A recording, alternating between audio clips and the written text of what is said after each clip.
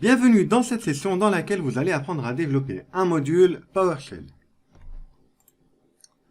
Alors ici, on va revenir sur notre Visual Studio Code et avant de commencer à développer notre module PowerShell, on va tout d'abord voir où se trouve l'emplacement des modules PowerShell. Donc pour ce faire, on va utiliser ici notre variable. Ici, je vais ouvrir, voilà, donc là c'est bon. Je vais donc récupérer la variable $env de .ps module pass. Bon, les modules sont stockés ici, c'est pas très lisible, on va utiliser un split.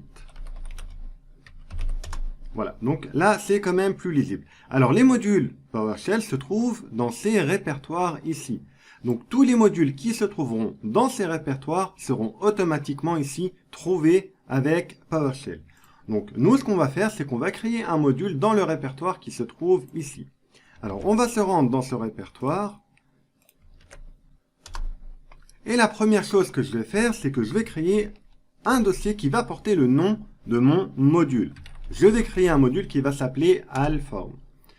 Je vais également à l'intérieur de ce dossier Allform créer un fichier module, donc un fichier .psm1. Donc je vais rester sur ce fichier, mais je vais l'enregistrer donc sous, ici donc PowerShell module, et ici donc je vais tout simplement mettre ici .psm1 à l'intérieur du dossier module. Donc alors ici, faites bien attention car votre fichier module doit porter le même nom que le dossier racine. PSM1, voilà, donc là c'est fait. Je vais revenir ici pour vérifier, voilà. Donc là vous voyez que ici, il nous reconnaît ce fichier comme étant un type de module PowerShell. À partir de maintenant, si ici je viens ici et que je tape la commande let get-module et le paramètre name, pour récupérer le module Allform.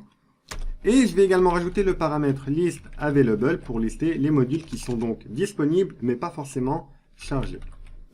Voilà. Et là on voit que notre module Allform apparaît ici. Donc vous voyez on a le type de module, sa version, son nom. Et ici on va avoir donc l'édition c'est Desk, ça correspond à Windows PowerShell, mais ça fonctionne parfaitement avec PowerShell. Et ici on aura donc les fonctions qui sont exportées. On va revenir dessus dans une session dédiée. Donc là, vous voyez qu'à partir du moment où on crée ce dossier et ce fichier, on retrouve donc ici notre module, ici grâce à PowerShell. Si on supprime ce fichier, que ici je relance ma commande, vous voyez que maintenant il ne me trouve plus le module. Donc la présence du fichier est bien évidemment ici donc importante. Voilà, donc là ici maintenant on a récupéré ce fichier .psm1 et je vais créer à l'intérieur donc trois fonctions. La première, ça sera une fonction que je vais nommer récupère extension fichier. Donc, ça sera une fonction qui va me permettre de récupérer l'extension de certains fichiers. Vous allez voir. Pour ce faire, on va dire que ça sera une fonction donc avancée. Commandlet binding. Et ici, donc, on va également rajouter nos paramètres. Donc ici, l'idée, c'est de vous montrer comment développer un module. Après, bien entendu, à vous d'adapter vos fonctionnalités, vos fonctions en fonction donc de vos besoins. Alors ici, je vais créer un paramètre qui sera donc de type chaîne de caractères et que je vais nommer ici donc $fichier. Je vais rendre ici ce paramètre obligatoire. Donc ici, je mets entre crochets l'attribut parameter et je vais donc lui donner l'attribut mandatory qui sera égal à $true. Voilà, donc ça va être le paramètre de cette fonction. Donc, on aura un paramètre fichier. Donc, ça sera l'idée, ça sera de récupérer uniquement l'extension d'un fichier. Et pour ce faire, on va tout simplement ici instancier, ou on va directement utiliser donc une variable $extension qui sera égale à entre crochets. Donc, je vais utiliser la classe pass qui se trouve dans système.io et .pass. Donc ça, c'est une classe qui va nous permettre de travailler avec les fichiers ainsi que les dossiers de votre machine. On met deux points. Ici, je récupère la méthode getExtension pour récupérer l'extension d'un fichier. Voilà, donc là, ici, c'est OK. Et ensuite, ce qu'on va faire, c'est que on va dire que le message, pardon, que le fichier $parenthèse $fichier porte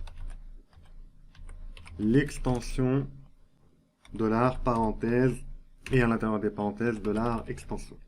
Donc là, ça va nous permettre de récupérer donc le nom du fichier ainsi que son extension. Alors, ce qu'on va faire, c'est que ici,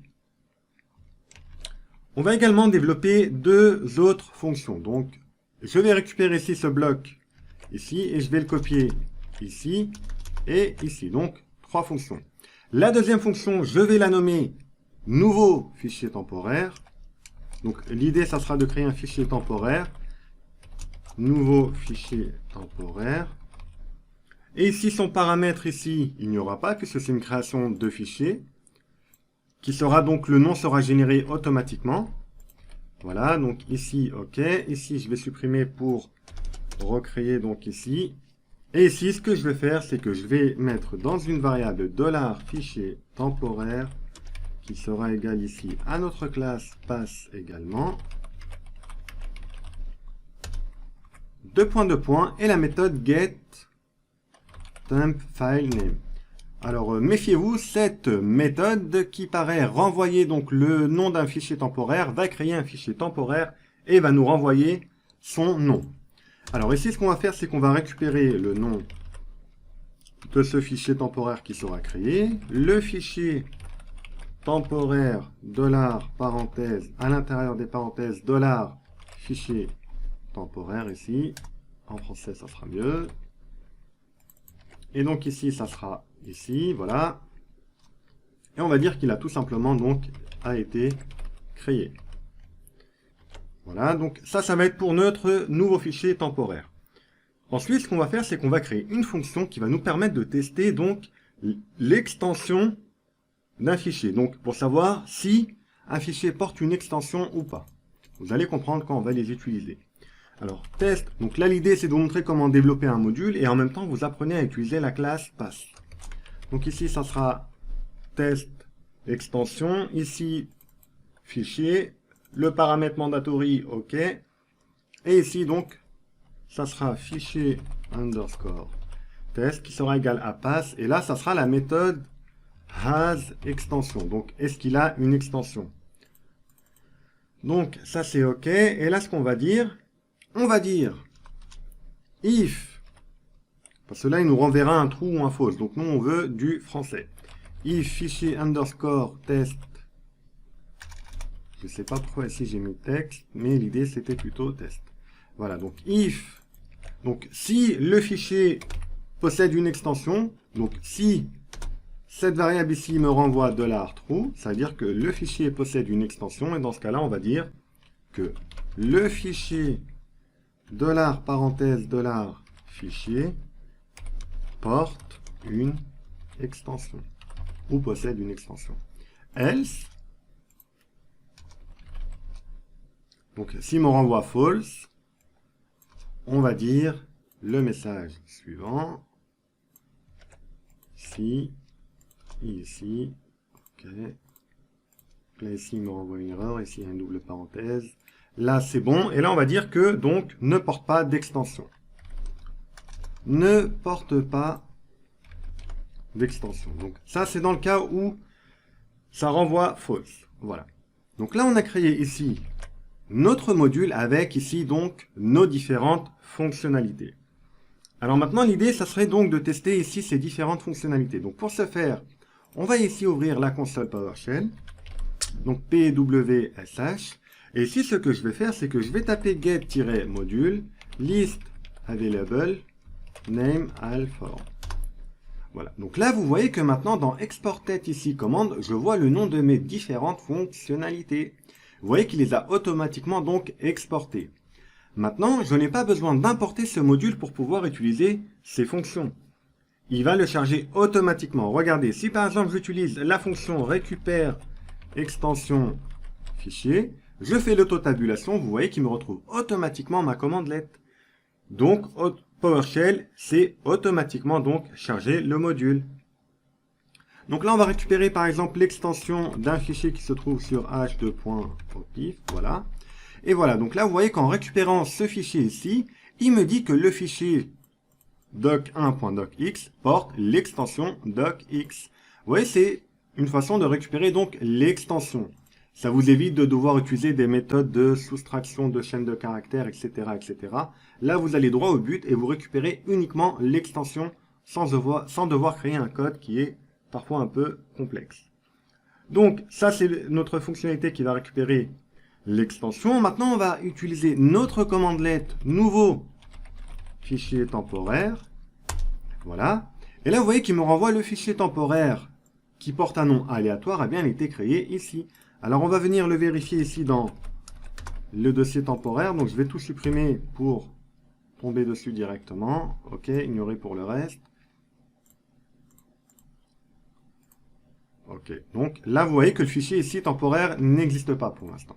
Si je relance ici ma commandelette, voilà, donc il me dit que le fichier temporaire a été créé. Si je reviens ici donc dans temporaire, et là on voit qu'effectivement donc le fichier qui porte ce fameux nom ici a bien été créé donc ici. Donc ça peut être utile si vous avez besoin de travailler sur des fichiers temporaires qui seront supprimés à la longue.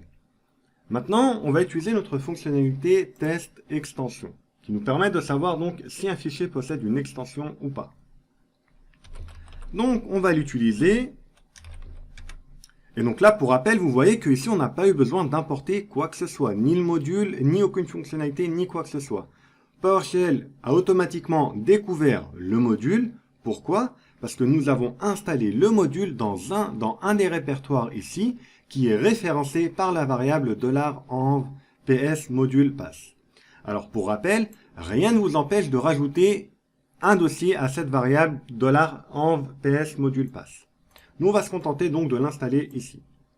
Voilà, donc vos modules, comprenez bien que vous devez les installer dans un répertoire qui est référencé par cette fameuse variable. Donc maintenant, test extension. Et ici, je vais rajouter le paramètre fichier. Et on va voir ici, par exemple, voilà, donc ici un fichier qui s'appelle test tout court, qui n'a pas d'extension, je valide. Et là, vous voyez qu'il me dit, alors visuellement, on voit bien qu'ici, il n'y a pas d'extension. Bien évidemment. Mais quand vous allez exécuter un script, vous n'allez pas rester devant pour voir si le fichier possède une extension ou pas. Donc là, l'idée, ça serait donc de faire des boucles, de parcourir un certain nombre de fichiers pour voir s'ils ont une extension ou pas. Donc voilà, donc là, il nous dit que le fichier test ici ne porte pas d'extension. Donc ça correspond bien ici à notre condition. Maintenant, si on prend un fichier qui porte une extension, par exemple, je ne sais pas si je vois ici doc, voilà, j'en ai un. Et là, il me dit que donc le fichier doc1.docx porte une extension. Alors, je vous le rappelle que visuellement, oui, vous voyez que ce fichier porte une extension, mais l'idée, ça serait de faire un traitement auquel vous n'allez pas pouvoir le nom de vos fichiers. Voilà, c'est surtout ça l'idée.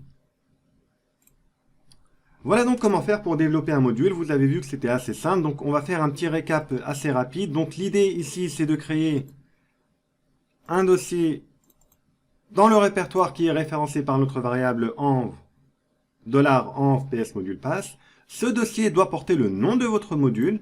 C'est le dossier donc racine de votre module. À l'intérieur, vous allez avoir ici donc votre fichier psm1. Vous pouvez également avoir d'autres fichiers qui vont suivre votre module, qui vont accompagner votre module. Donc là, vous voyez que ce fichier qui porte l'extension .psm1 est bien reconnu en tant que module. Si ici, donc, je relance la commandelet get module ici, donc, list, quoique maintenant qu'il est chargé, j'ai peut-être pas besoin. Voilà, donc vous voyez que le module ici, il porte le nom de notre fichier ainsi que de notre dossier. Alors, on verra comment gérer le versionning dans les sessions suivantes. Et là, donc, vous voyez que vous avez donc les différentes fonctionnalités qui ont donc été exportées. Et voilà donc comment faire pour développer un module. Merci d'avoir suivi cette session et je vous dis à bientôt pour une prochaine session.